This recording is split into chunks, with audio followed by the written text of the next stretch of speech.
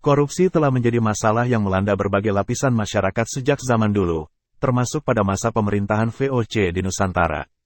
Para pegawai VOC yang tiba di wilayah ini membawa bersama mereka kehidupan mewah dan gaya hidup yang gemar berfoya-foya, yang sebenarnya memiliki kisah kelam di baliknya. Mereka terinspirasi untuk mengejar gaya hidup mirip dengan Raja Jawa yang dikelilingi oleh kemewahan.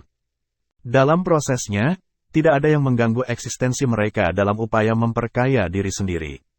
Lebih mencengangkan lagi, praktik korupsi ini tidak hanya dilakukan oleh satu atau dua individu. Tetapi sebenarnya telah menjadi budaya yang mengakar di seluruh jajaran pegawai VOC, dari pejabat rendah hingga kelas gubernur jenderal. VOC, yang seharusnya menjadi simbol perdagangan dan kolonialisasi, seringkali dipelesetkan sebagai vergaan onder corrupti, atau binasa akibat korupsi.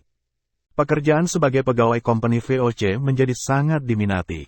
Orang-orang Belanda yang memiliki pendidikan rendah dan hidup dalam kemiskinan berlomba-lomba untuk bergabung dengan company. Mereka melihat kesempatan ini sebagai jalan untuk mengubah nasib mereka. Perekrutan pegawai VOC sendiri tidak terlalu rumit. Syarat utamanya adalah bukan Katolik, dan siapapun yang memenuhi syarat ini memiliki kesempatan untuk menjadi pegawai VOC.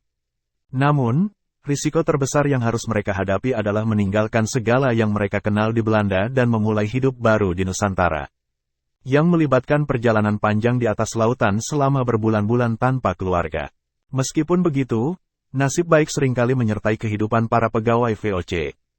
Mereka yang dulunya bukan bagian dari kelas sosial yang berpengaruh di Belanda tiba-tiba menjadi bagian dari kelas atas di Nusantara. Akses mereka ke jabatan dan kekayaan membantu mereka menciptakan kehidupan mewah yang selama ini mereka impikan. Sebaliknya, mereka tidak lagi harus berhemat, tetapi justru lebih suka berfoya-foya.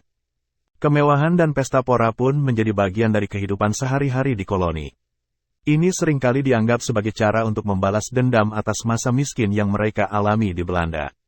Mereka tidak ingin mengulangi kehidupan suram itu.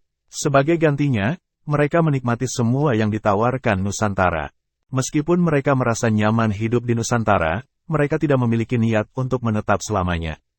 Bagi para pegawai company VOC, Nusantara hanya dianggap sebagai sumber kekayaan. Setelah masa kontrak mereka dengan VOC berakhir, mereka segera kembali ke tanah air mereka dengan kekayaan yang mereka kumpulkan. Gaya hidup mewah para pejabat VOC tidak hanya bergantung pada gaji mereka, yang terkadang minim atau bahkan kecil. Mereka menemukan cara untuk memperkaya diri mereka sendiri, dan satu-satunya pilihan yang mudah dan menguntungkan saat itu adalah melalui korupsi. Korupsi adalah praktik yang merajalela di kalangan pegawai company VOC. Hal ini terjadi dalam berbagai bentuk, termasuk manipulasi timbangan, penjualan jabatan, monopoli perdagangan, dan lain-lain. Praktik korupsi ini terjadi sejak awal berdirinya VOC dan berlanjut hingga segenap tingkatan pejabat VOC. Sayangnya, tidak ada yang berani mencoba memberantasnya. Akibatnya, VOC dijuluki sebagai vergaan onder corrupti, atau binasa akibat korupsi, dan perusahaan ini akhirnya bangkrut karena kerugian yang menumpuk hingga mencapai utang yang sangat besar.